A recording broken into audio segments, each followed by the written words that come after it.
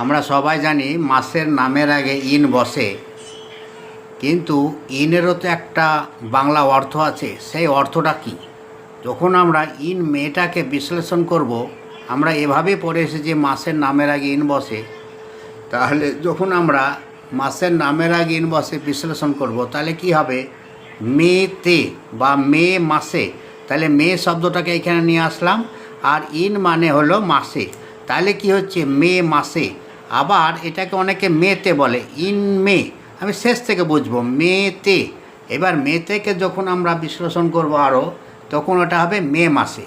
তাহলে মাসে শব্দের ইংরেজি যুক্তিতর্কের খাতিরে এইখানটায় মাসে শব্দের ইংরেজি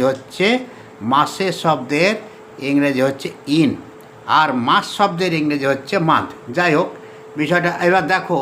এবার ইন মেকে কেন্দ্র করে একটা বাক্য লেখা আছে, যেটা হচ্ছে হি came here in May.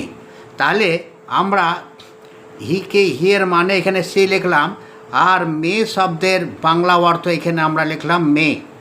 In শব্দের অর্থ কি লিখব? ইন শব্দের অর্থ লিখব মাসে, আর হেয়ারের শব্দের অর্থ লিখব এখানে, আর কেম শব্দের মানে লিখব এসেছিল।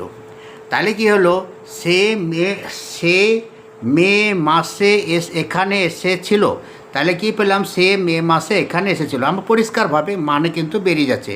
আমাদের মানে বের করারও প্রয়োজন আছে, কারণ আমরা যে মানে যদি না বুঝবো, তাহলে আমরা ইংরেজি শিখবো কী করে? সেই ক্ষেত্রে ইন মে, তাহলে মে মাসে। এবার ইন মে এটা যেমন আছে, তাহলে এইখানে ইন জানুয়ারি, তাহলে কি হবে? এটাকে ধরে করবে। যেমন এখানে ইন মেকে মে মাসে লিখেছি, তাহলে জানুয়ারিকে কী লিখবে? জানুয়ারি মাসে।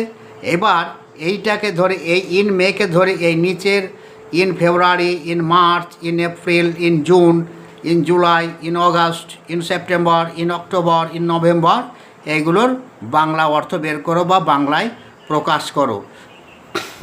মাসে মানে ইন, এই মাসে শব্দের পরিবর্তে আমাকে ইন বসাতে হবে। যেমন এইখানে আমরা যখন মে মাসে লিখব মে মাসে, তাহলে এই মাসে শব্দের পরিবর্তে আমাকে লিখতে হবে কি? ইন, আর এইখানটা লিখতে হবে মে। তাহলে হয়ে গেল ইন মে।